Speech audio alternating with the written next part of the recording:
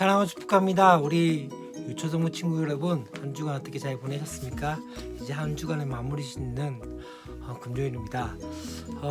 많이 조금 교회적으로 쉽지 않은 상황 가운데 있습니다.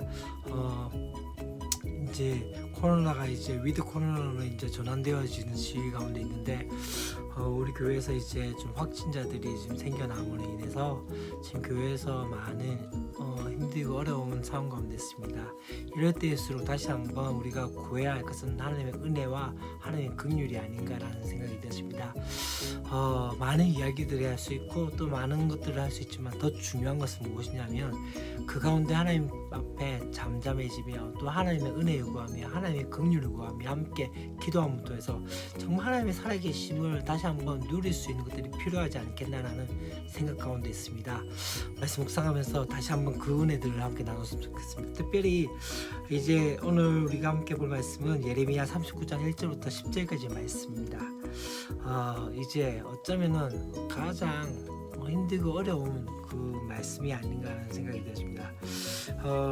선지자들을 통해서 이제 어떻게 했습니까? 하나님께서 경고하셨고 또 그렇게 심판에 대해서 말씀하셨지만 그 심판에 대해서 경고와 심판에 대해서 무시하고 회개하지 않았던 이 유다 백성들은 이제 심각한 혼돈을 겪게 되십니다.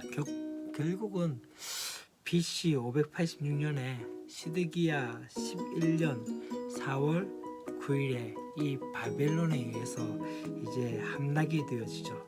사실 그로 인해서 이제 시드기야 왕은 이제 군사를 데리고 군대를 데리고 도망갔지만은 결국에는 붙잡혀서 눈앞에서 이제 자식들이 비참하게 그렇게 죽는 그것을 목도하게 되어집니다. 그뿐만 아니라 예루살렘을 이제 지켰던 그 성벽이 헐렸고 집은 불탔고 이제 백성들은 포로로 잡혀가게 되어집니다. 뿐만 아니라 시드기야 왕 또한 자신의 눈이 뽑히고 그렇게 되어져서 바벨론으로 옮겨가는 그런 수모를 당하게 되어지죠. 어쩌면 이처럼 이 바벨론에 의한 이 예루살렘 함락은 단순한 사건이 아니었습니다. 왜냐면요, 이 출애굽 이후에 사실 이스라엘 백성들에게 가장 큰 자부심은 하나님의 선민이라는 선민이라는 것과 또 그들 가운데 여호와의 성전이 함께 있다는 것들, 하나님의 다스림 통치하심이 있다는 그 성전이 있었던 거죠.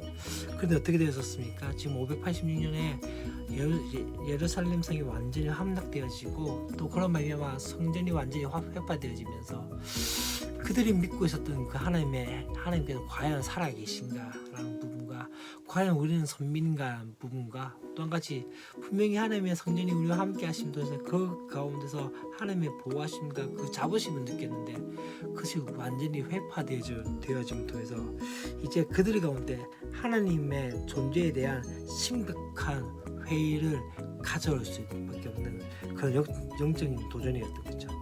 어쩌면 그들 가운데 그 정체성까지도 송두리째 흔들리는 절체절명의 사건이 바로 이 예루살렘 함락이 아닌가라는 생각이 들었습니다.